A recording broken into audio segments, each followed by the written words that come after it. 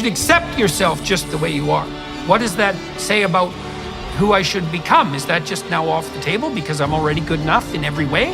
So am I done or something? Get the hell up. Get your act together. Adopt some responsibility. Put your life together. Develop a vision. Unfold all those manifold possibilities that lurk within. Be a force for good in the world, and that'll be the adventure of your life. Kids are being led to believe, and parents are being led to believe, that you can step in with these very powerful medications, these hormones, and you can deny biology, and you can pause biology. You can create a persona of the opposite sex without paying a huge price. That is the lie that's being told, that you're not going to pay a price for this. Oh, yeah, there might be a few side effects. No. I mean, like a whole missing forearm, for example, and a penis that doesn't work, and sterility and lowered voice and decreased bone density and the increased probability of the development of cancer, and no evidence whatsoever that there's any mental health benefit, and all the trauma that you put your family through, and all the regret that's going to emerge later in life when you find out that you're sterile, no ability to breastfeed, and complete loss of erotic sensation in the nipples, and et cetera, et cetera. You mean those risks, those trivial, by the wayside risks that are completely ignorable given all the euphoria you're going to experience when you put yourself in the hands of liars and butchers? You mean that story?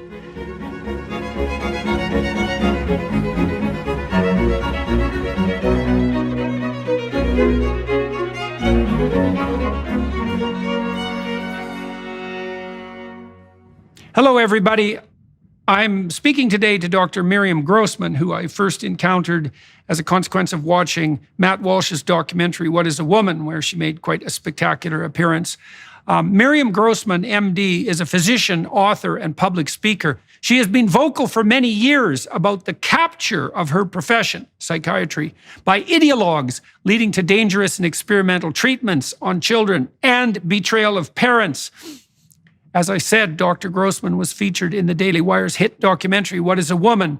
She's the author of 4 books, and her work has been translated into 11 languages. After graduating with honors from Bryn Mawr College, Dr. Grossman attended New York University Med School. She completed an internship in pediatrics at Beth Israel Hospital in New York and a residency in psychiatry through Cornell Medical College, followed by a fellowship in child and adolescent psychiatry. Dr. Grossman is board certified in psychiatry and in the subspecialty of child and adolescent psychiatry. And so I thought it would be interesting, especially given our shared interest as well in clinical matters, because Dr. Grossman is a practicing clinician. I thought it would be interesting to have a further conversation. So that's what we're doing today. She wrote, "You're Teaching My Child What?" back in 2009, which is pretty damn early, all things considered. And she has a new book coming out later this year. It's already available for pre-order. You can check that out in the video description. Be a URL link there. It's called Lost in Transnation, a child psychiatrist's guide out of the madness. And so out of the madness, that's pretty forthright terminology, you might say. So why don't we start on the biographical side a bit? You started to become concerned about the issues you've been writing and speaking about, well, obviously before 2009, because you wrote a book in 2009, and that usually takes a year or two. And so you're an early observer of things going seriously sideways on the clinical front. And so let's go back to, well, the decade of the 2000s. What were you seeing, and why do you think you were concerned about it when so many of your colleagues, my colleagues, well, are still not concerned about it, let's say? Yes. Well, what happened is that I was researching sex education and what young people are taught in their sex education. And I was doing that because I was working with students at UCLA at the time. And there was such an alarming degree of sexually transmitted infections and abortions and so on that I was curious to know exactly what kids are being taught about sexuality. And I was quite shocked to see what they were being taught. But one of the things that shocked me, I think more than anything, was I discovered this, I like to call it a belief system or an ideology of gender that kids were being told, that there's something called gender, which is separate from sex, and it's sort of like a psychological sex, and that a person can have a gender that's at odds with their physical reality, and that is normal and healthy, and in fact, it's wonderful to explore what your gender might be, and so on and so forth, all the things that we know about that are being said right now. And I just couldn't believe it. I couldn't believe that. First of all, it's not so. You cannot simply claim that you can divorce your identity from your physical reality, and all that is just all fine and good. That's dangerous. And I knew from the second that I saw it, I was very concerned about the destabilizing and confusing effect that would have on young people. I mean, right. I mean, we want, as you know, in psychiatry and psychology, we want people to have a stable identity. People want to know who they are. They don't want to be confused about who they are, and they certainly don't want to be confused about something as important as whether they're male or female. And so, when the pronoun legislation came out in Canada, Bill C-16, which mandated gender ideological related pronoun usage, in personal conversation, I told the the Canadian Senate that would cause enough confusion to produce a psychological epidemic among young women, because the literature on that's quite clear, going back several hundred years. And I think you can make a pretty strong case, and you do this to some degree in your book in Chapter 7, that there are few more fundamental perceptual categories than male and female. I think that category system might be as fundamental as up or down, or black and white, or light and dark. Those would be the only ones that I can think of that are at the same depth of cognitive necessity, perceptual necessity. One of the things that people tend to think when they think casually is that if you have more choice, you have more freedom, and more choice and more freedom is always good. But the problem with that is that a plethora of choice, so excess choice, excess option, produces not freedom, but anxiety, because there's only a limited amount of information that you can deal with at any given moment. And if people are put in a situation where everything is up for grabs, they're not free, they're terrified. And that's part of the reason, as far as I can tell, why rates of depression and anxiety among young people have skyrocketed in recent years, especially among young women, who are also the ones who are most likely to fall prey to psychological epidemics in general, and the one that we're in now specifically. And I certainly agree with that. And especially when one of those many choices that we're providing to young people is to deny reality. So it's not just that we're providing them with too many choices, like when you walk down the cereal aisle and there's like 200 different kinds of cereal and you get dizzy from it. That's not what we're talking about. We're talking about one of the options here is to actually deny reality. And it's not, I would even go further than that. There's a celebration of denying reality. There's a celebration of being confused. Now, you'll note that in the, that LGBTQ includes that Q, and I think that's very important to look at. When you include the letter Q in the list of different identities, LGBTQ and then plus, the Q stands for questioning. Now, since when can questioning actually be an identity? the meaning of identity is that it's something that is more or less fixed, not that it's something that's a big question mark. Inflation has consequences. As the Fed raises interest rates to combat out-of-control government spending, long-term bonds are diminishing in value, which is crippling the banks. Depositors are holding their breath and investors are bailing on bank stocks. Diversification has never been more important. The recent surge in gold prices is directly tied to an extremely volatile market. That is why gold has historically been a great hedge against the stock market and against inflation. Trust the experts at Birch Gold Group to help you diversify into gold. Text Jordan to 989898 to get a free info kit on gold. Birch Gold will help you convert an existing IRA or 401k into a tax-sheltered IRA in physical precious metals. With an A+ rating with the Better Business Bureau, thousands of happy customers, and countless 5-star reviews, you can trust Birch Gold to protect your future. Text Jordan to 989898 to get your free info kit on gold today. Then talk to one of their precious metals specialists. That's Jordan to 989898 today. Well, identity, it would be useful to delve into that too, because people don't really understand what an identity does. And we have lapsed into this idiot subjectivity that's predicated on the assumption that you are whatever you feel. Now, first of all, that's a very bad measurement from a scientific or clinical perspective, because you never rely, as a good clinician, merely on what people feel. You need multiple converging sources of evidence to make a diagnosis.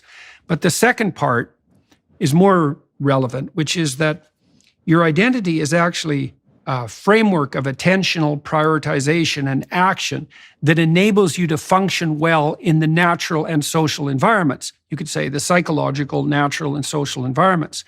And what you feel you are is not going to be a useful identity if it's not integrated with other people. You know, Piaget pointed out, for example, that developmental psychologists, that children have to integrate their ability to play in a social context. They have to negotiate an identity even when they're just playing a game with their friends. And identity itself is socially negotiated, which the lefties should know because they're all bang on about constructivism constantly. And so the idea that identity is only subjective and that it's only defined by what you feel is unethical. That's an unethical stance for clinicians to adopt, but it's also completely impractical because your identity is the game you play with your intimate partner. It's the game you play with your family. It's the game you play with your community. Like, you have to be nested socially at multiple levels of the social hierarchy in order to have a functional identity, and then to replace that with merely what you feel and to enforce that by fiat. Well, the only thing that could be more counterproductive than that is, as you pointed out, an identity that's only based on questioning, which is just a pathway to, existential angst and hopelessness. Well, we have to acknowledge that aside from being unethical and confusing, it's extremely dangerous because it puts. Yes. I mean, we have to always keep that in front of us. I spend a lot of time talking with families, parents, kids, and people who have been through this ordeal.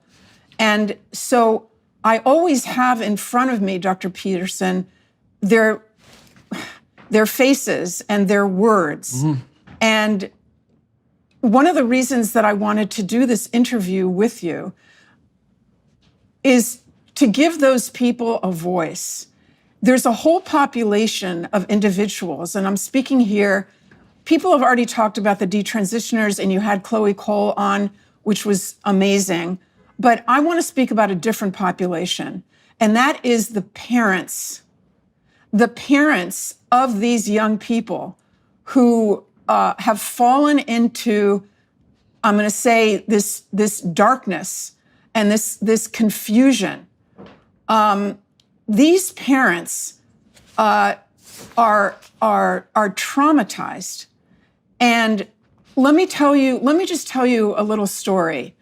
I a few years ago, I joined a support group, an online support group of parents who were new, whose kids had recently announced that they were the opposite sex or neither sex. And, there are these private Facebook groups and other groups that parents attend, and they generally are anonymous and they have to be vetted. And, there's this huge process that they have to go through that takes weeks and weeks in order to get the support that they need. Because our profession, the mental health profession, is not giving them, our profession is demonizing them. So they have to go. You're saying demonizing the parents who are concerned about what's happening to their kids on the gender education front? Yes, the parents that will not immediately, jump into affirmation and that are feeling very strongly that this is not, the real issue, that the real issue is that the child has underlying trauma or autism or anxiety or what have you. The real issue may be that the family has had a lot of, there's been crisis or there's been losses or deaths or COVID or what have you.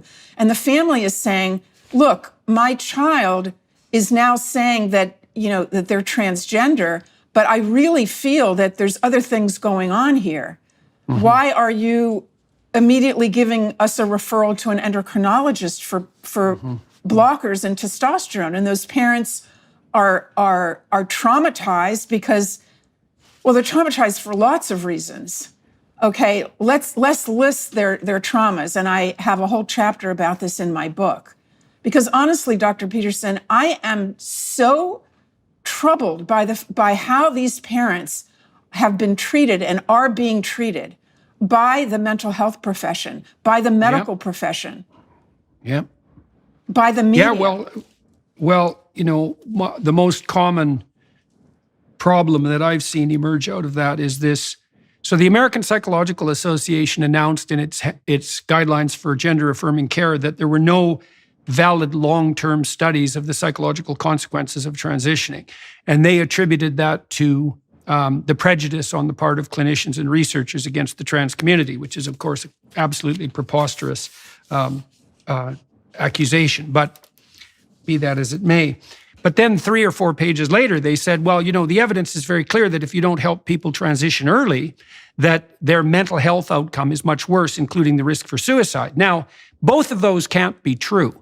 We can't have an absolute dearth of long-term follow-up studies on the gender transformation front because of prejudice in the research field, and know without a doubt that youthful transition is the best pathway to mental health, which it most certainly and 100% is not. But that hasn't stopped idiot, coward psychiatrists, psychologists, social workers, etc., from saying such things to parents as, well, would you rather have a dead child or a live trans child? And so they put that at the feet of the parents, which is, well, if you object to this, then all you're doing is increasing the suicide risk for your troubled child, which is about as cruel a thing as you could possibly say to parents. I can't imagine something more manipulative and also something so ungrounded in anything approximating clinical fact. Now, it is the case, perhaps, that a young woman who is troubled emotionally, who takes testosterone, might feel a momentary improvement in mood that's a consequence of the physiological effects of the testosterone. But there's no evidence whatsoever that that's actually linked to the gender transition process. Now, you don't see the same elevation in mood, by the way, as far as I've been able to tell from the research literature, in the case of boys who are transitioning to girls. And that also indicates that it's more than likely pharmacological. But it is the case that the medical profession, the counseling profession, has been enticed into this situation and also compelled by legislation, gender-affirming care legislation, to outright lie to parents about the relative risks. And like I know, that these kids who are gender dysphoric, their underlying condition is something in the broader depression, anxiety realm, and that the gender dysphoria is only it's a variant expression of that underlying broader psychopathology. So if we look at what's happened in our conversation here just the past few minutes, we can see the pattern of what is happening on a broader scale in all these discussions, which is that we always return to the child. Now, I'm not saying, of course, we have to talk about the kids. Obviously, we have to talk about the kids, but we have to talk about the parents and what all this is doing to families. It's a destabilizing, destructive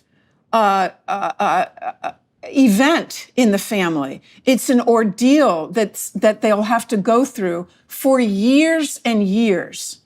And, the way that I'm going to describe it to you, I don't know if you saw the movie Gone with the Wind, but there's an iconic scene in Gone with the Wind, and I'm going to use the description of that scene to help you understand where I'm coming from.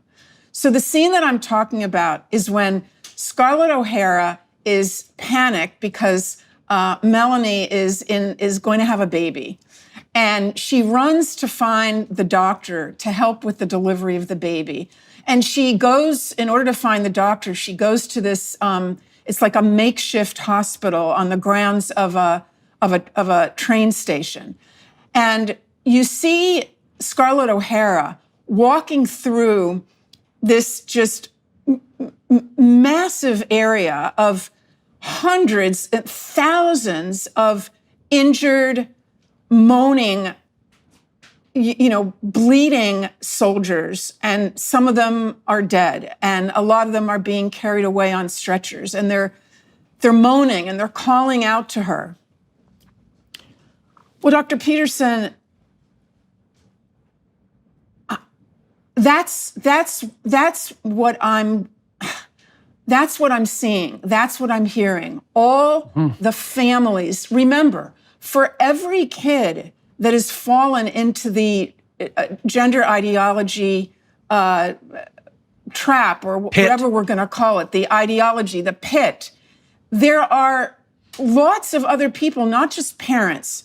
There's siblings, there's grandparents, there's aunts and uncles and cousins. There's a huge ripple effect on people. And we need to see that, because it's not only the kids that are the casualties. The parents have trauma and they are grieving, and none of it is acknowledged except by each other in these secret groups that they have. And so what I did about a year and a half ago, I felt so troubled by what I saw going on, and all these people calling me, and, well, not calling me, but emailing me, and, the parents, and I'd meet them and hear their stories and see their anguish. And, a lot of their anguish was over my colleagues in medicine. So I felt that I wanted to speak to these parents, not just individually, but as a group. So I'm in touch with a lot of the parents of ROGD kids. And we arranged an online, and ROGD, like a Zoom. ROGD is what? Rapid onset gender dysphoria. Yes. Right. That's the psychogenic epidemic. Correct. Okay, so you arranged. These are not the kids who, like Jazz Jennings, for example, from the age of 2, comes to their parents and says, I'm the opposite sex. This is a whole other thing. This is a social contagion. It's fueled by social media. Lisa Lippman described it. I'm sure that you've had other people probably discuss that. But so I did a few Zooms with the parents, 50, 60 parents. And I did it as much for them as for myself, honestly. I really felt that I needed to say a few things to them. And the gist of what I told them was I wanted to acknowledge the horrific ordeal that they're going through. I wanted to acknowledge the trauma that they are going through, real trauma. I'm not using that word people talk about, being triggered from some little thing and they get upset, they got a bad haircut or something, they got triggered. I'm not talking about that. Their equestrian hat doesn't fit. Right. That's the newest one, yeah. Mm-hmm. Okay, this is genuine, this is genuine post-traumatic stress disorder, but it's not post. They're still going through it. The trauma is ongoing. Okay, day after day and week after week and sometimes year after year. So they have a stress disorder and they also have grief from their losses. And so when I went on to that Zoom with them, I wanted to recognize that because my profession is not recognizing it. And I thought that it was important that they hear from a psychiatrist that I knew how traumatized they were and how many losses and how much grief they were dealing with, and that I knew that my profession has abandoned them, by and large. Are there exceptions? Well, of course there's exceptions, but by and large, if you look at the mainstream authorities, right? The American Psychiatric Association, the American Psychological Association, the Endocrine Society, the American Medical Association, on and on and on. We have abandoned these parents and their children, I believe. But I'm just talking about the parents.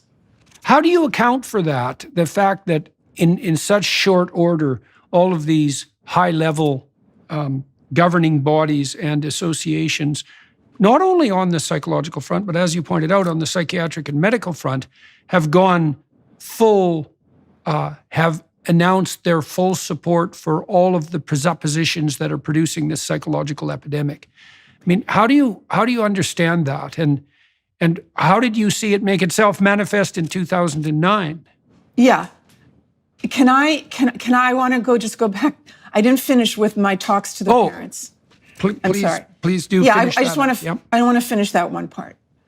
So, what I was looking at my screen, at the grid of all the parents that were listening in, and I said to them that as a psychiatrist, I am acknowledging the ordeal, the terrible ordeal they're going through, and that they have experienced and are experiencing trauma. And when your daughter comes home and her voice has dropped and she's growing facial hair, that's traumatic. And when your son comes down the stairs to go to the prom, wearing a dress and heels and makeup, that's traumatic. And worse, of course, there's much worse than those things.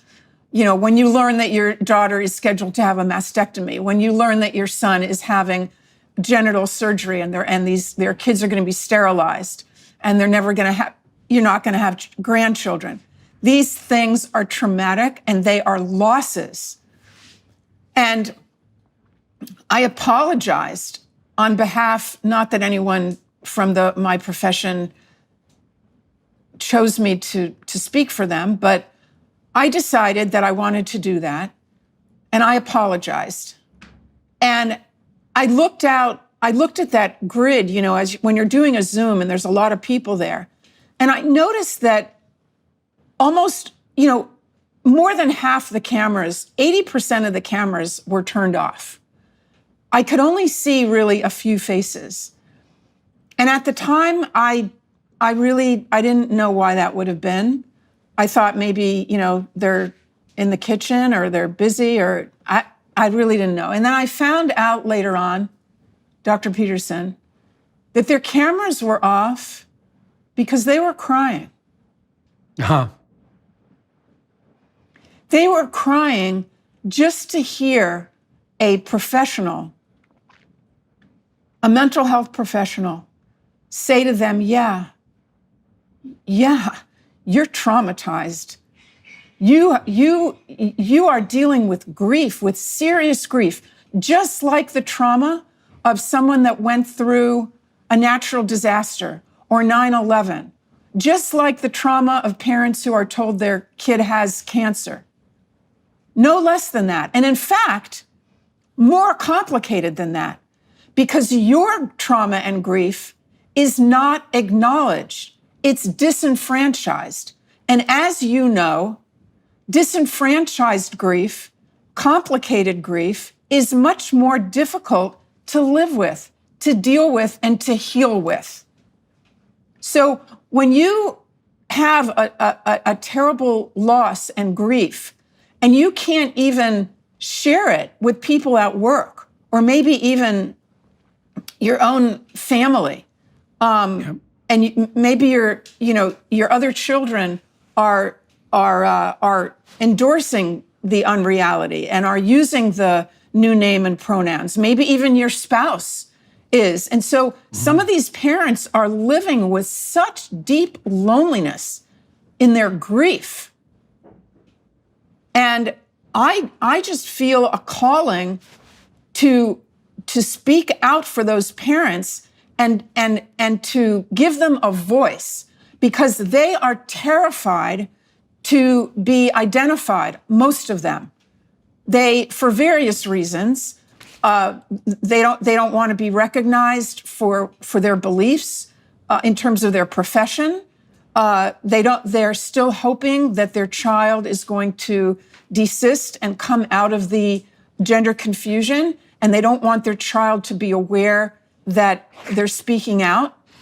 So when I speak to parents, you have to understand, they're very often in their cars, they're in the basement, they're in the garage, they're in their bathrooms, whispering. So you're not speaking merely of disenfranchised grief. So we could define that as someone isolated who's unable to pour out their heart, let's say, to anyone who's willing to listen. You're actually talking about demonized grief, because the understory here is that in our current political and ideological climate, if you dare to grieve about the fact that your child is being pushed towards surgical sterilization by idiot ideologues, then not only is that inappropriate, it's positively morally unacceptable, right? Because apparently this is something that all good-thinking people, including parents, should only celebrate. And if you oppose it in any manner whatsoever, not only is that inappropriate, it's positive evidence that you're a bigoted, misogynistic, exclusionary, racist, homophobe. All the satanic adjectives you can possibly imagine are going to be dumped on you. So it's worse than mere disenfranchisement. And that you are the reason that your child's mental health has plummeted. Right. You are the reason if your child makes a suicide. It is your fault for not affirming that child immediately. And what I have in my book is how, advice for parents on how to deal with that. For example, if they have to admit their child to the hospital for a suicide attempt, how to talk with the staff at the hospital about this issue. When the staff is going to sit down with them, the treatment team is going to sit down with the parents and say, well, you have to affirm your child. This is why your child is trying to commit suicide. So I give parents very detailed advice on that conversation that they need to have with the staff at the hospital or with their therapist or at the schools. What I'm trying to do is to provide parents with the tools that they need in order, they're trying to protect their child, not only against the ideology, but against all the institutions that we used to trust, our schools, our mental health, medicine, the field of medicine, hospitals, the list goes on and on. Those institutions that we used to trust, parents need the ammunition and the wherewithal and the confidence to be able to go to them and say, well, hold on a minute. Let me just tell you about A, B, C, and D. And I give them the information that they need. So there is no consensus on this issue. Parents and everyone is being led to believe that there's a consensus on this issue of how do we take care of these kids. there is no consensus. There is an all-out war going on a professional level that no one is hearing about because it's not being covered outside of people like yourself and other, conservative media, is covering the fact that there is an international debate going on and that there are countries who have made a 180, the most liberal LGBT-friendly countries such as Finland and Sweden and England, as you know, have made a 180 in this direction.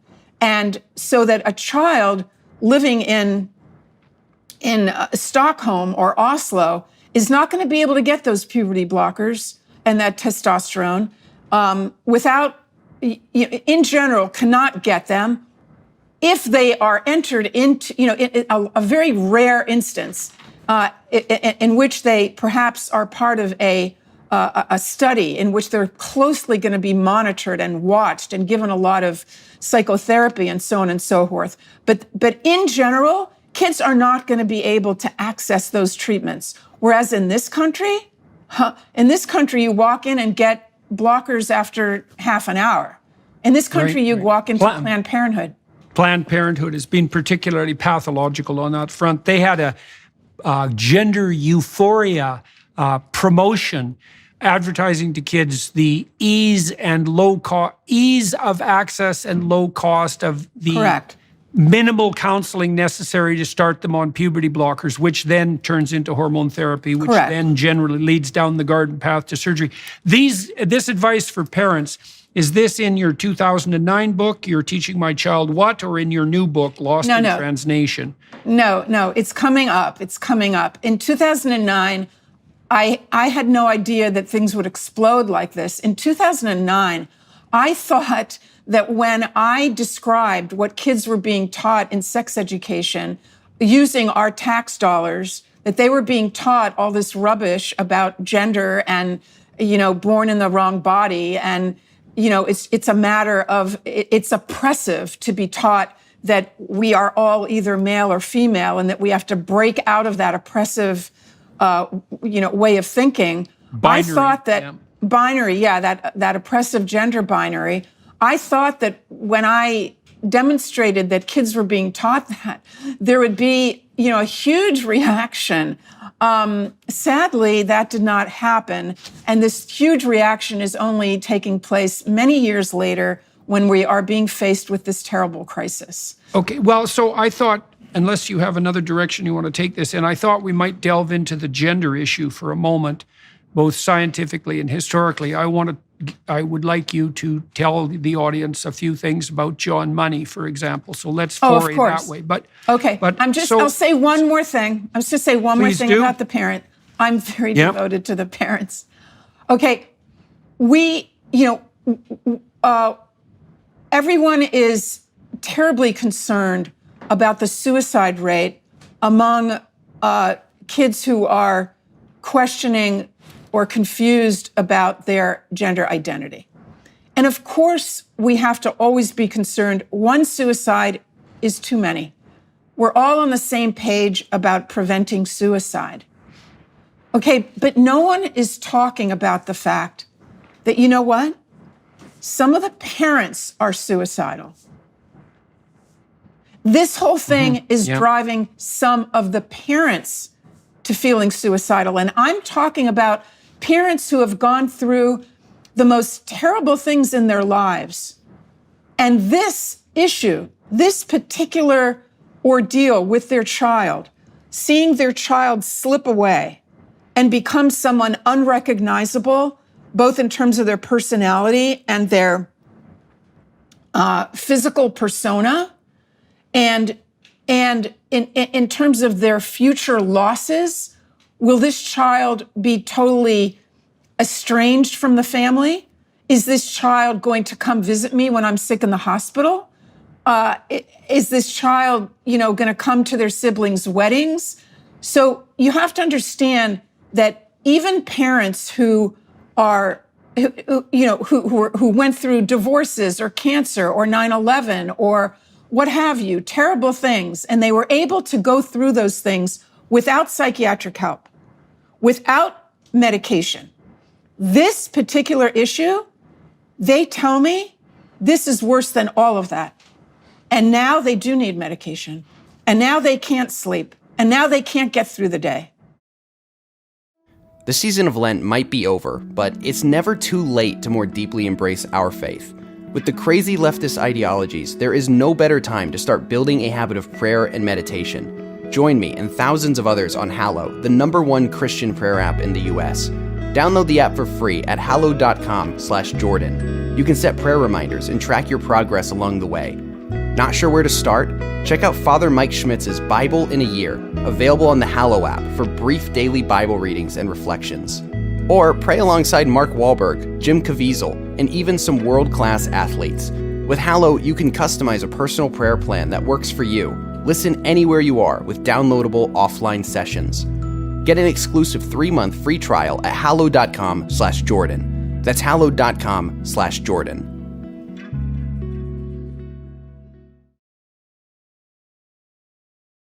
Yeah, well, I can barely imagine anything worse than being in a situation where you have a child who's being pressured by ideologues and potentially your spouse as well to radically transform themselves in an extraordinarily destructive way, in a manner that's going to echo down the decades, that's going to disrupt the entire family structure permanently, and that's going to turn the person you love into something like a confused monstrosity, which I think is the most general outcome, and that you are powerless and made powerless as well by the courts to do anything about it, and also subject to the punishment of law if you dare to voice your anti-transition opinion.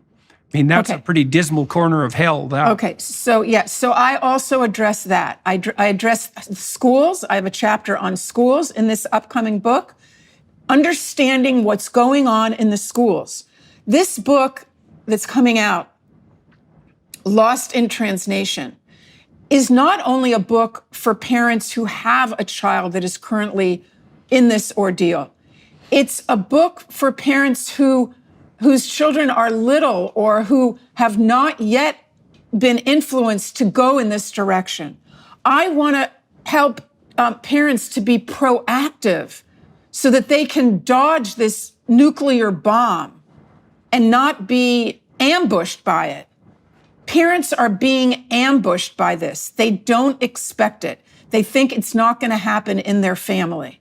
And I want parents to know that no family is immune, and they must be prepared for this. They have to get educated. They have to understand what they're dealing with, what the ideology is about. I prefer to call it a belief system, but whatever. You know, what's going on in the schools, in the courts. What if the Department of Family and Services knocks on your door and they're there with the police? What are you going to do? Yeah. I tell parents what to do when that happens. What are their rights? That's another experience that's extremely stressful for families, for a family that's been striving to act in a decent and appropriate manner, to have child protection services show up on the doorstep, especially with the police, especially when they threaten the other kids, let's say, with being removed from the family, and also make a public display so the neighbors can watch, and also set the parents who are conscientious back on their heels with regards to grief and guilt for being accused by the authorities of doing such things as abusing their children. That's absolutely devastating to people. I know many people to whom that's happened, and that's just one bit of the nightmare that you're describing. It's unfathomable how bad this is, how evil this is. Well, so let's delve into that a little bit. So I wrote an article a while back, which I tried to make as hard-hitting as I possibly could. We published that in the Telegraph, and I described the people who are engaged in this on the counseling side, so our professions, let's say, as liars, and the surgeons who are participating in this utter greed-inspired, delusional, sadistic madness as butchers, and called for jail sentences, for example, for the people who are involved, which is about as harsh as I could manage. And, the response to that column was remarkably positive. First of all, it was published, which shocked the hell out of me. And second, the responses, generally speaking, were extraordinarily positive. And given that, and given as well that, I know many of my clinical colleagues and many, many clinicians around the world, and it's not as if they don't have more sophisticated theories of identity than those are being put forth by the gender ideologues. How the hell do you account for two things? I asked you this question earlier. The absolute capture of these once respectable institutions, which is appalling beyond comprehension, but also the unbelievable cowardice demonstrated by members of the psychiatric, psychological, and counseling communities. I mean, some of it's ignorance. You talk to counselors now and then who are so damn poorly educated that they buy the gender ideology. But there's the vast majority of well-trained clinicians are wise and perspicacious enough to know perfectly well that these identity theories are, to call them simplistic and diluted is barely to scratch the surface, but they're unbelievably timid about coming forward. And so what the hell happened? Like, how did this capture take place? And how do you account for this stunningly widespread dereliction of duty and utter cowardice? Well said, well said. Okay, well, this is one of my goals of the book also, is to educate parents so that they understand the background. So you mentioned John Money. Of course, this goes back to John Money. John Money introduced the idea of gender identity. He coined the term gender identity, and he said that the gender identity is completely separate from biology, and that it is one's identity as male or female, because back then, of course, we didn't have the non-binary and in between all that, 47 different genders stuff. So in the 50s, when John Money was writing and speaking about all this, we had male and female. And his theory was that male and female is something that is foisted on a baby, a child, by society, and that it is unrelated to biology. He further said that men and women, males and females, have biological distinctions, but they are limited to menstruating, gestating, and lactating. And that was it. Aside from those three things, everything else in terms of personality and preferences for activities or, cognitive abilities, emotional styles, perceptions, that is all, it's a social construct, okay?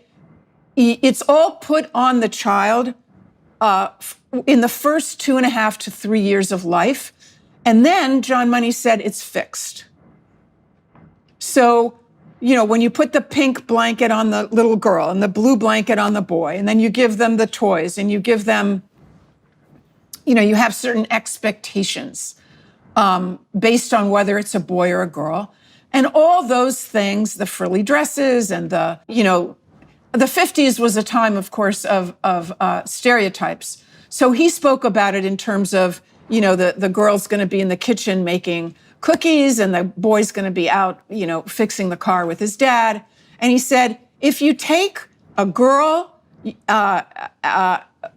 ambiguous, okay, I'm sorry, let me go back a minute. John Money's specialty, his interest was in hermaphrodites, okay? Very rare babies that are born with ambiguous genitalia. And those ambiguous genitalia are due to some congenital issue, either endocrinological or due to chromosomal abnormality. And the baby is born, they take a look at the genitals, it's just not clear what's going on. And that's where the term comes from. This is important. Assigned sex at birth. Assigned. Because in those cases, And these were the cases that John Money became an expert in. And he opened up a center specifically having to do with, his PhD that he wrote in the 50s was on the issue of sex assignment of hermaphrodites. What do you do? It's a crisis. You have to say we had a girl or we had a boy. And so what do you do in those cases? And he had a special interest in this. Now, you and I know that when someone has a certain interest in their life that consumes them to the point that they're writing their PhD about it, they're studying it, they make it their career, there's usually a reason behind it. And it's worthwhile exploring that reason. Now, when you look at John Money, and his early life, and he wrote about this, he was very open about it. He grew up under the hand of an abusive, alcoholic, out of control father who would beat him and his mother. So John Money, as a child, was not only beaten, but watched his mother being beaten. He no doubt had a terrible childhood, and that influenced his image of masculinity was this monstrous individual. And he wrote later on, he grew up on a farm, by the way, and he wrote later on in one of his books that he realized that the world might be better off if not only animals, but men were gelded at birth, castrated. Okay, so gelded is the word, used for animals. So he said that the world might be a better place if men were gelded. And he also wrote, he said, I wear the vile mark of male sexuality. In other words, we would call that gender dysphoria. Mm-hmm. He's talking about his own body, and he's saying that his genitals were vile to him. That is gender dysphoria. We didn't call it then. We didn't have a name for it back then. So clearly, John Money was uncomfortable, to say the very least, with his own masculinity and his own body. So it's not a surprise that he would come up with a theory that, if true, would comfort him on some level, that he is not going to become his father. He's not his father. Even though he shares the same type of physical reality, his body, his genitals are of a man. But if his theory is true, and there's such a thing as gender, which is completely separate than biology, then it gave John Money like a way out of not identifying with a monster. Have you ever read the fine print that appears when you start browsing in incognito mode? It says that your activity might still be visible to your employer, your school, or your internet service provider. To actually stop people from monitoring your online activity, you need ExpressVPN. Think about all the times you've used Wi-Fi at a coffee shop, hotel, or even a friend's house. Without ExpressVPN, every site you visit can be logged by the admin of that network. That's still true even when you're in incognito mode. ExpressVPN is an app that encrypts all of your network data and reroutes it through a network of secure servers so that your private online activity stays private. ExpressVPN works on all your devices and is super easy to use. The app has one button, you tap it to connect, and your browsing activity is secure. Stop letting strangers invade your online privacy by visiting expressvpn.com/Jordan. That's expressvpn.com/Jordan and get 3 extra months free. expressvpn.com/Jordan. Well, so you can imagine the psychological impetus there is if you make the initial assumption that there's a certain degree of innate pathological aggression associated with masculinity, and then you develop a counter theory that much of that is in fact socialized, then there's a route out of it, and that gives him him an easy out. That's the thing, is that instead of having to contend with that internally, he can also externalize that and make that a sociological phenomena. I see this with the insistence on the trans activists' part that trans identity is much more common than it truly is, and that it's immoral to interfere with its manifestation. I see that as an extension of Freudian rationalization. If you've taken a dramatic route in your life, or something dramatic has happened to you, you have every reason to justify your decision post hoc. And so let's walk through what happened with money. So he got involved in a very famous case, which he is certainly worth did. laying out. He certainly did. But let's just tell your audience furthermore that he wrote his PhD on hermaphrodites and on how to assign their sex. And then he went on to open the first clinic in the United States for hermaphrodites for their treatment, including their surgeries. So he made available, for the first time in the United States, a place where there would be gender reassignment or sex reassignment, including the surgeries. And the surgeries involved castration, of course. So we go back to what he said about being gelded. And, I can't help but think that on some level, he might have been thinking, I'm helping these kids. I'm helping these little boys by gelding them, by castrating them, and making them into women. Of course, they can't be made into women, but the way that he was thinking about it. So he had his theory, and he didn't have any way of proving it because, how do you prove something like that? Until this family showed up at his doorstep, and it was a Canadian family from Winnipeg, I think, right? I think that's right. Yeah. Yeah. And they were the Reamer family, a blue-collar, very young couple, 20, 21 years old. And they had a horrific tragedy in their family, which is that they gave birth to twin boys. The boys were fine.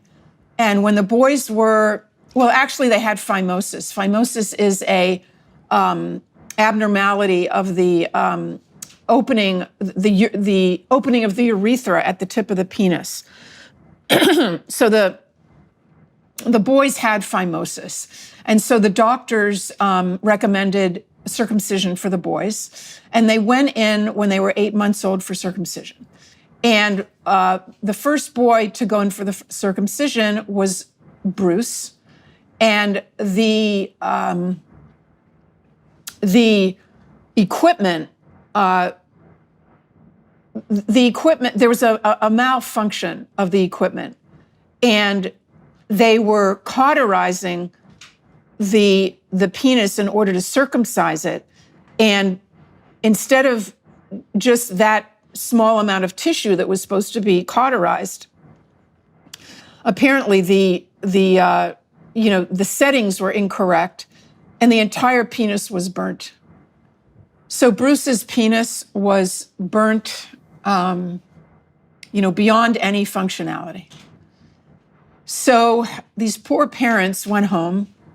The other boy was not circumcised, just obviously. They went home, and what are they supposed to do? They have a boy without a penis. What the hell are they supposed to do? So months later, they were watching television, and John Money happened to be on there. And you have to know also that John Money was an extremely pompous, self-assured individual He was sophisticated. When he talked, you listened. He came across as being definitive, being, calling the shots, knowing what was going on, knowing the research, knowing the truth. And he, in this interview on television, said that a boy can be raised as a girl and a girl can be raised as a boy if it's done early enough.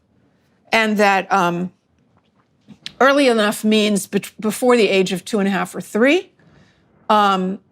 And the parents, the Reamer parents, immediately took note of that, and they thought, here's the answer. This is the answer for Bruce. This is what we're supposed to do. So they contacted Dr. Money down in Baltimore, and they made an appointment and took the twins down to Baltimore and went down there. Again, you have to understand that this was a uneducated, young, blue-collar family. And when they were interviewed later about their meetings with John Money, they described him as like, we just thought he was God. Mm-hmm. We just thought, he's a professor and he's, got all the diplomas and he's the head of this entire new clinic. At an outstanding university, one of the major universities in the world. That was at Johns Hopkins, right? Yes, yeah, right. Yes. So you have to imagine this young couple coming, and they're at a loss, and they are looking for an answer. They've been praying. They're looking for an answer to their prayers. What are we going to do with Bruce? And John Money says, well, we have an answer for you, because male and female is actually not related to chromosomes. It's not related to hormones. It's not innate. We can take little Bruce, and we have to do some surgery on Bruce. We have to castrate him, and we'll remove his testicles. He already didn't have a penis. We're going to remove his testicles. We're going to fashion, some sort of elementary sort of female genitalia. You're going to give him a girl's name, and you're going to put him in pink dresses and give him dolls and raise him as a girl. And you are never, ever, Dr. Money told the parents, never to tell him that this was truly what happened and after he was born. Never tell him, because that will ruin everything. And it's up to you. You have to just work your hardest to raise him as a girl and make sure that everyone around him is considering him a girl, because essentially he is a girl. And so not only was this the answer to the Reamers' prayers, this was, as you can understand now, the answer to Dr. Money's prayers. Right. He had an experiment. This was the experiment. This was his proof of concept. His concept was that being male and female is completely separate from biology. It's imposed by society. It's a social construct. And this was his proof of concept. And so the Reamers went home. Well, he had his surgery. They took him home. They named Bruce Brenda. They put him in all the girls' clothing, and they gave him dolls, and they did all the things. And he peed sitting down sometimes, because as we'll learn later, he actually preferred urinating standing up, which is astonishing. We learned later that he always wanted to urinate standing up.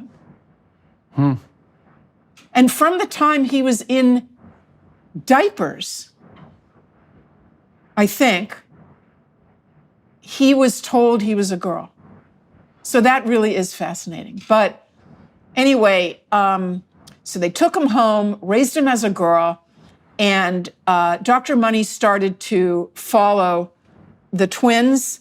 Every year they would come down for a visit, The parents would spend time speaking to Dr. Money, and then the money, there's a slip. Freudian slip for you. Yeah. Dr. Money would take the twins without the parents into his office and spend time with the twins.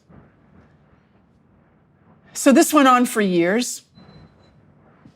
And Dr. Money began to report on his study that became a famous landmark study. And he called her Joan in his study. He was beginning to write about this and lecture. And he was claiming that Joan, AKA Brenda, AKA Bruce, was doing great. I mean, she was adjusting. She may be a bit of a tomboy. He would acknowledge that. But in every way, she was adjusting and she was doing well with friends and with schools. And she liked playing with dolls and she would mimic her mom. And he was giving this glowing report from year to year. And in his professional writing of his studies, his report, and he was giving talks, and he was getting, you might imagine, tremendous attention for this. I mean, you have to understand, this was by now maybe, the early 60s. This is feminism, okay? This is the sexual revolution. This is a time when society, or at least part of society, wanted nothing more to say that male and female is a social construct. And that in order to gain, full equality, women have to be considered the same as men. And, to have a study such as this study of John Money's, in which he was reporting that this baby who was XY, normal chromosomes, normal everything biologically, but is being successfully raised as a girl because he has a girl's name and girls and dresses and dolls and all, his entire society, his teachers and his grandparents and everyone is reinforcing the idea that he's a delicate girl who likes to cook and, is going to grow up to have babies. I mean, this was huge. Now, what happened is that this theory of John Money's was accepted over the decades. We didn't find out what really happened with the twins until decades later. And in the meantime, during those decades, his theory became doctrine. Okay, his theory became just baked into, so many fields of both soft and hard science, so that it was standard that whenever you had, for example, an XY or any child that had ambiguous genitalia, if they could be raised as a girl, they'd be raised as a girl. So they'd be castrated, just automatically. Why? Because of the great success, because of what John Money proved to us. And so lots and lots of boys all over the world. I mean, this was written into the textbooks of endocrinology and the textbooks of genetics. I mean, this became truth, so to speak. Not that there weren't people, other scientists that were standing up and saying, John, this isn't proven yet. Let's look a little closer. This is not necessarily the case. But what did he do? He wouldn't tolerate that. John Money, was a tyrant. He would not tolerate another psychologist or biologist or geneticist standing up and trying to publish something that would challenge his great gender theory. He would arrange, he would intimidate the editors at the scientific journals to not publish those articles. It's a lot of what's actually going on right now is very similar. Right. So, right. so what happened with the twins is that after decades, in fact, John Money wrote a book in 1997 in which he said yet again that his twin study, that his gender theory had been confirmed and supported by the results of this experiment with the twins. And the following... One person experiment, by the way, a one person experiment. Yeah, but even that one person, it didn't work. Okay, so in 1998, what do we call him now? Not Brenda, not Bruce, but what happened is that we discovered that he stood up and he said, he just blew the cover of this whole thing was a hoax.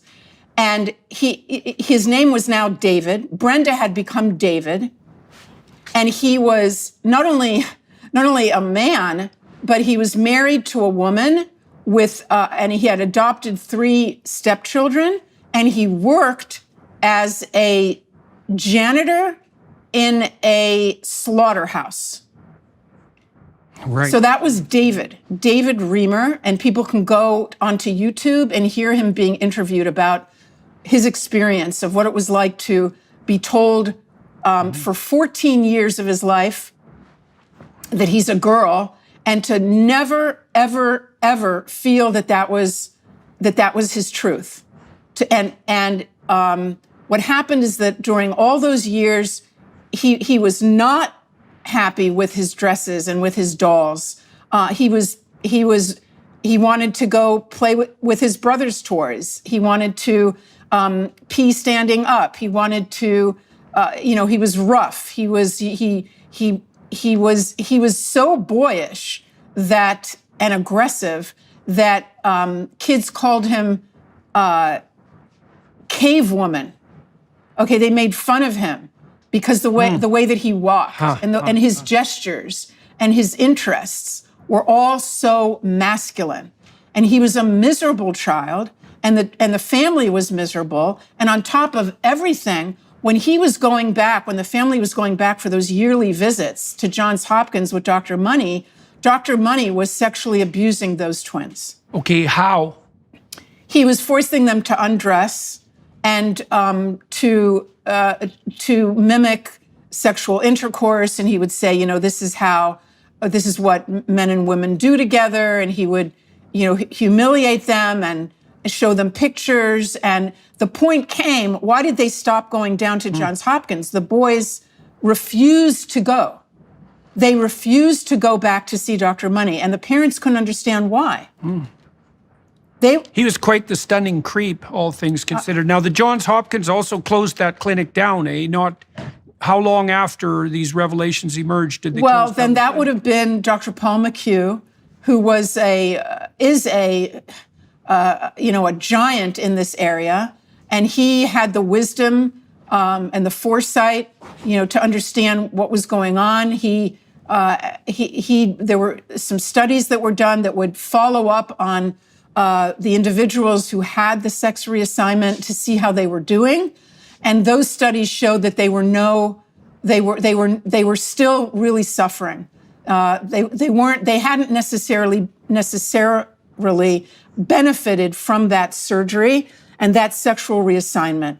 So, and he wrote about that in a great book, Dr. Paul McHugh, his book called The Mind Has Mountains, and he wrote a chapter called Surgical Sex, explaining how we would be wise if we pay attention to their psyches and help them emotionally and psychologically and not try to change their bodies. So Dr. McHugh closed up John Money's clinic. That is true. But you know what? The harm was already done. By the time it became public knowledge, and actually it's not even to this day such public knowledge, unfortunately, when it became public knowledge, and a book was written by John Colapinto called As Nature Made Him, the boy that was raised as a girl, and it just told this entire story from A to Z. It's a shocking, shocking story And everyone should read that book. So by the time that book came out in 1999 or 2000, it was already, that theory was already baked into sex education and sociology and psychology look, I have a book, Dr. Peterson, I have a book that was published in 1998 for kids. I brought it with me, show and tell. This book came out. It's called My Gender Workbook. And it has on the cover, the picture here is half a Barbie and half a Ken. Okay. Obviously a book for young people. And the entire premise of this book is that the gender binary is false, that we do not all fit into this category of male and female, and they're not talking about hermaphrodites or intersex, okay? They're talking about none of us. No one fits into it. It's oppressive, and we need to rebel against it. So clearly written by, the author is Kate Bornstein, an individual who has had a very interesting gender journey, going back and forth, born as a male, then a female, then back, and then neither. And this individual, Kate Bornstein, in 1998, again, I want to emphasize how long ago this book was available and written for young people to challenge them and to indoctrinate them with the idea that society is placing on you these false restrictions. Society is telling you that you have to be a boy or a girl, and that is that is something that it's like racism, it's like sexism. It's a terrible thing. It's patriarchal oppression. Yes, and we have to break It's in its purest form. So, you have to understand that this is very enticing for teenagers who want to believe in something and want the world to be a better place. And they want to fight against something. They want to fight against the evil. So this is presented as another evil that exists in society. So, and this book actually was recommended by,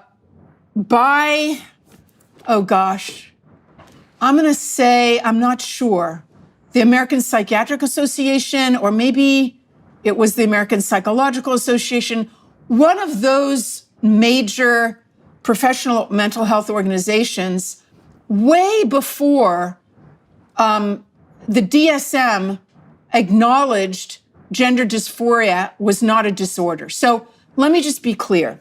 A book like this, and an individual such as Kate Bornstein, who had a very active schedule, speaking on campuses, public appearances, all over the place, being made into a celebrity.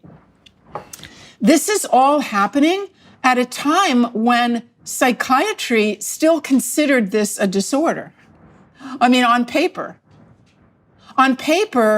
not identifying as male or female, not identifying, with your biology in a way that's consistent with your biology, was still called at that time a disorder. Okay, this is 1998. The APA only changed the DSM in 2013. So this is 15 years before that. So what I'm trying to say is this. Now, what happened to David Reimer? What happened? Did David Reimer committed suicide eventually, didn't he? Yeah. Yes. So that's the denouement of that particularly tragic case. And his twin. So not only was this a failure, it was and go ahead. Oh no, it was a disaster, terrible disaster. He committed suicide, and his twin brother died of an opiate overdose. Before him, his twin died first.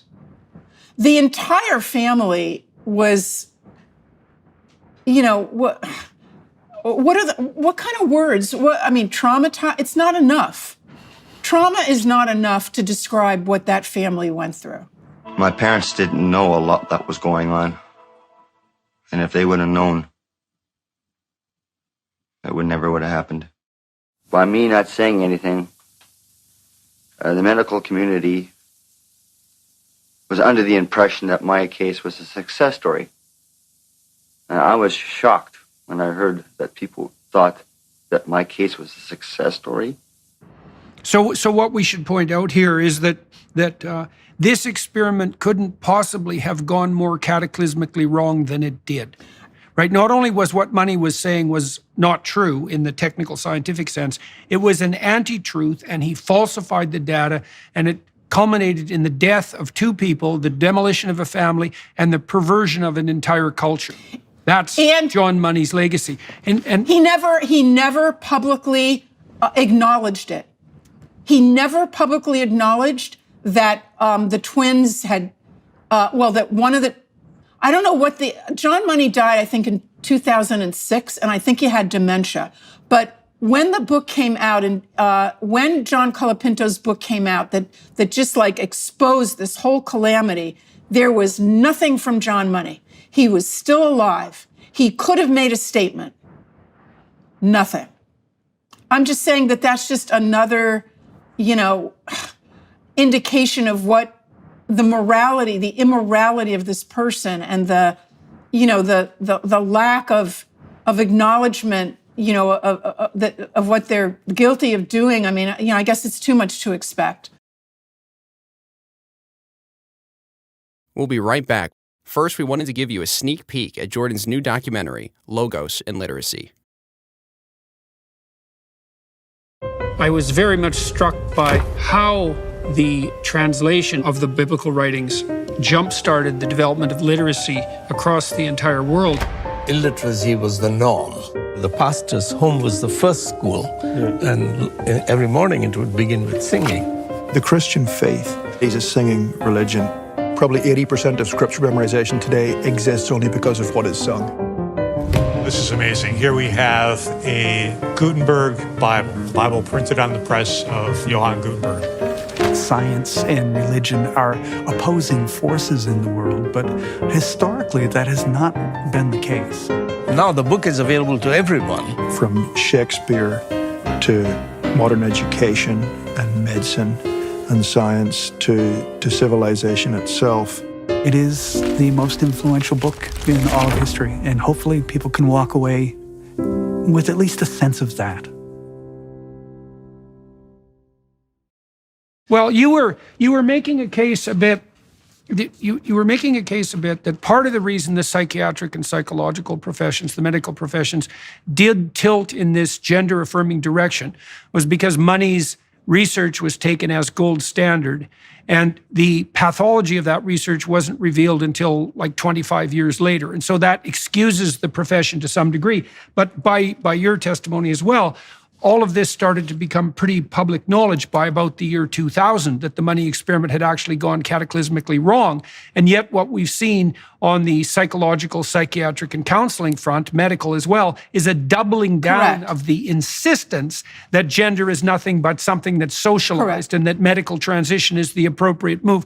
Okay, so that's all flying in the face of evidence now instead of being supported Correct. by evidence. And so what? And But do you have any thoughts about? But not only that, it became more and more and more radical. So where we are today and where we are, even this book in 1998 is much more radical than John Money. At least John Money said, you're either male or female, and that's fixed by the age of 3. Okay, by 1998, kids were being told, no, that's an oppressive false binary. It's all on a spectrum. It's all fluid, and it's fluid for your entire life. And it's wonderful to explore and to question, and no one can tell you who you are. and just a million different ways. It's so much more radical. I mean, I wish almost, that we were back with John Money's theory, because it would be so easy to, defeat. It's so easy now. We have so much information from hard science. In fact, if John Money were living today, he could never get published with such a theory that he had about gender and biology. I mean, it's ridiculous. We have too much information about the impact of the chromosomes prenatally, and the impact of hormones. So we know now that male and female, it's not only different genitalia, not only what John Money pointed out, lactating and menstruating. We have each cell in our bodies, except for cells that don't have a nucleus, which are very few. But every cell that has a nucleus is stamped male or female, and it makes a difference. Right. Okay, so there's a female heart. We know now in cardiology that when it comes to, for example, arrhythmias, there's a difference in the type of arrhythmias that a woman might get as opposed to a man. There's a difference in the way that a woman who sustains a very difficult burn, how her body might react to it as opposed to a man. And this is true for every system of the body. So, So your point is that not only do you see a gender difference, a sex difference at the chromosomal level, but you see it at the cellular level, and you see it at the level of systems of cells, Correct. so organs. You see it at the level of broad physiology. We talked about lactation and menstruation and gestation, but there's the entire menstrual cycle. There's the completely different effect of hormones. All of that manifests itself in different perceptual patterns and in temperamental patterns that are sex type to a large degree. And so the point here is that what constitutes sex is instantiated as part of identity at every single level of the hierarchies that people are embedded in, biologically and then also socially, because the social roles that are assigned to men and women are not merely arbitrary, right? I mean, part of what you see with parents is that the manner in which parents socialize their children is much more directed by the children than people had originally presupposed. And so parents who are establishing a genuine relationship with their children use the cues from the child's behavior to govern their interactions with the child. And so more feminine girls tend to be treated by their parents as more feminine creatures, and more masculine boys, etc.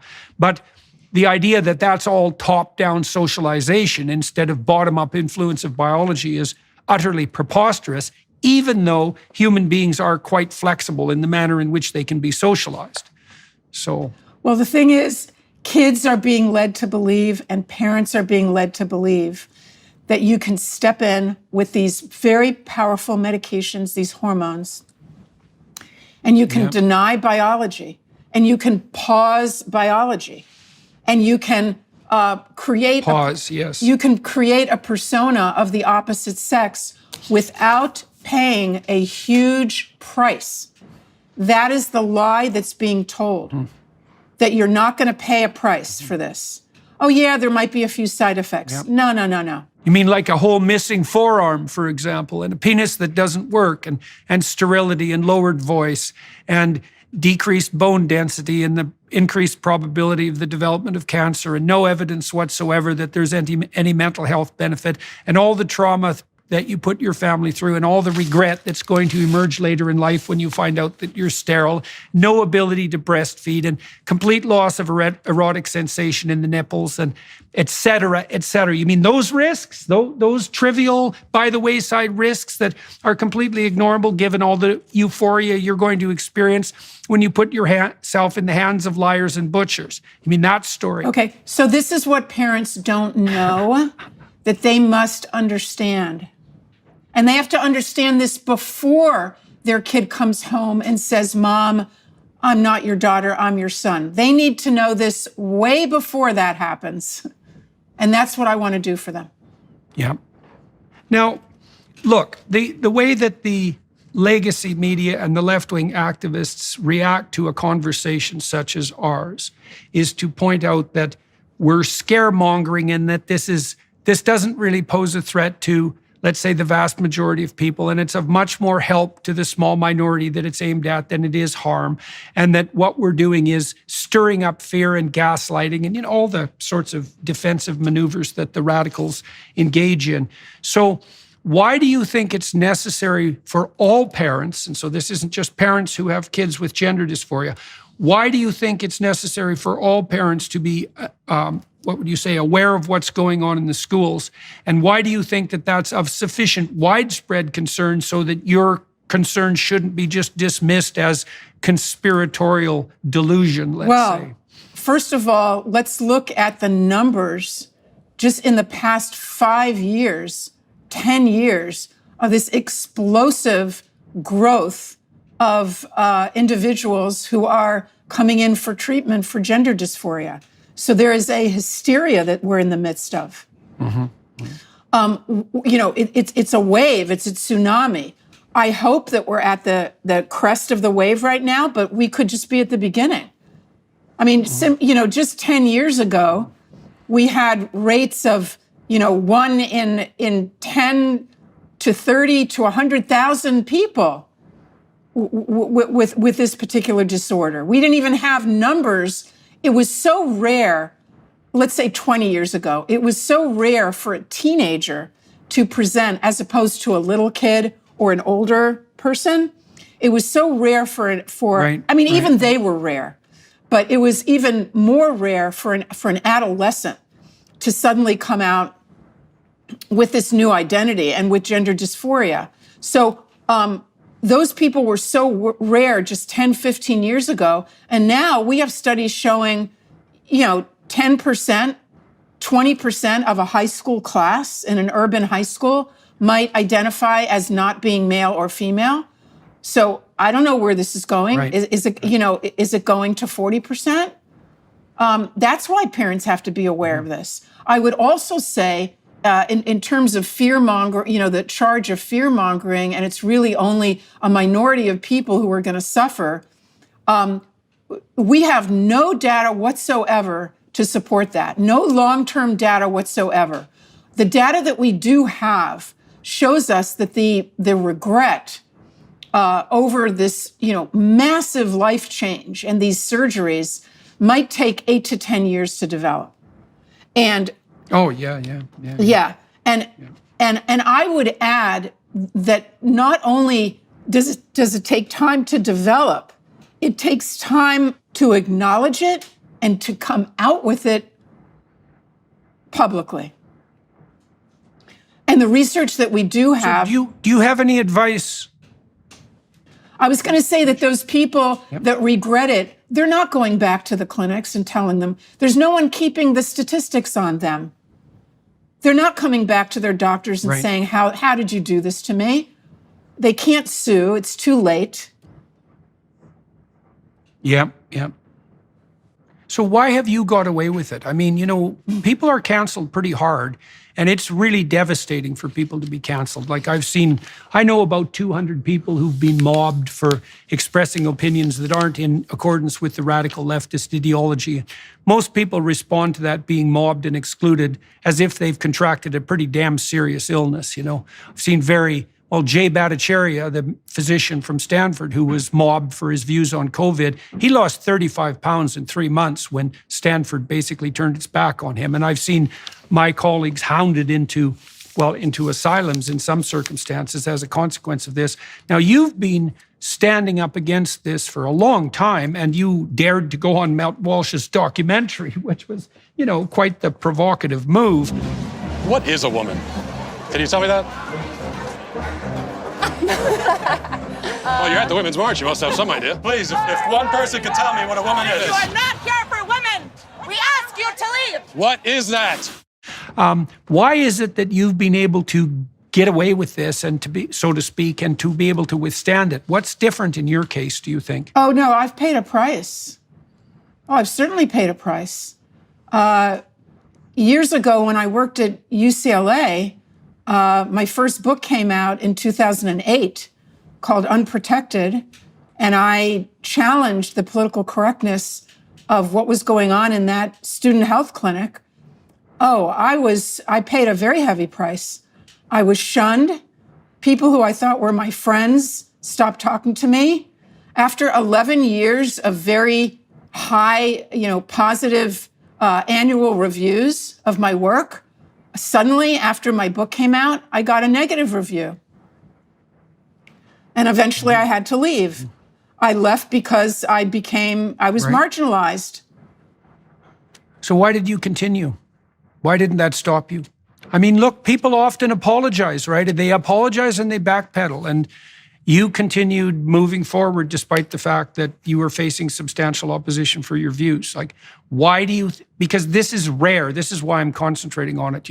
Lots of psychiatrists and psychologists and counselors know perfectly well that the sorts of things that we've been discussing today are 100% true. They know it, but they will not stand up and say it. Now, you did, and you got punished for it. Why didn't you apologize and quit? Okay, I think there are two reasons. I'm going to say, number one is that my parents were Holocaust survivors.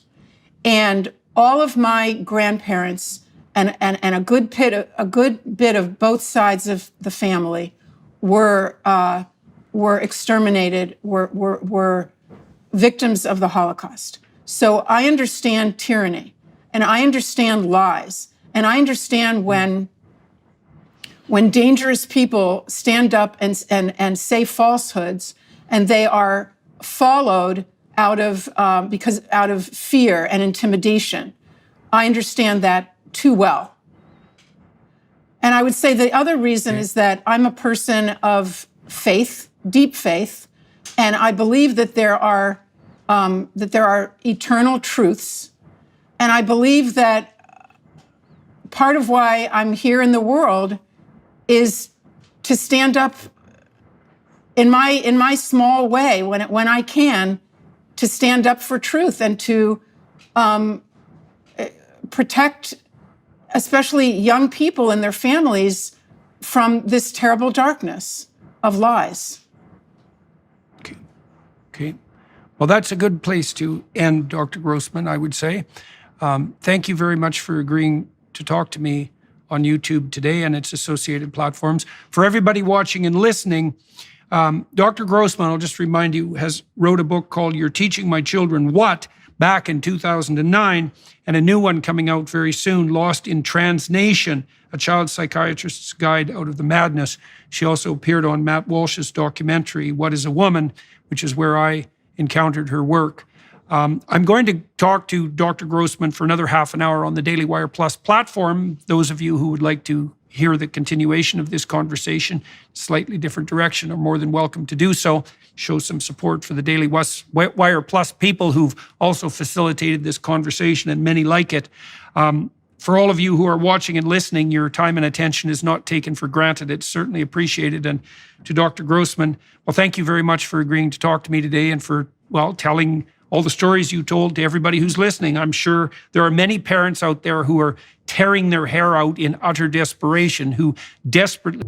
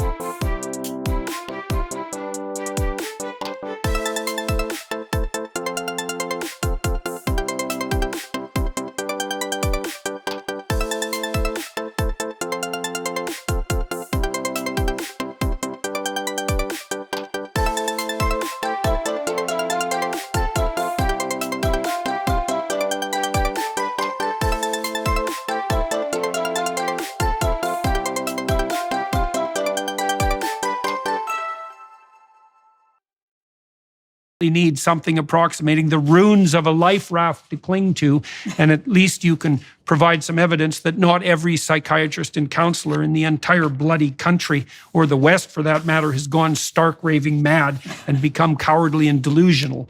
And so we much appreciated on that front. And I do think the tide is turning. The closure of the Tavistock Clinic in the UK is a big deal, especially given the bombshell revelations that emerged in the aftermath. And as you said, the Scandinavians and the Brits have adopted a much more sensible stance, and comparatively rapidly. And so I can't see that the US and Canada, Australia and New Zealand can withstand that for very long. So we'll pray, that all this butchery and lies starts to come to an end relatively quickly. And then if it does, well, you've played some cardinal role in that. So hooray for that. Thank you. You bet. All right, everyone, we'll see you, on the next YouTube discussion or on the Daily Wire Plus platform. Ciao. Hello, everyone. I would encourage you to continue listening to my conversation with my guest on dailywireplus.com.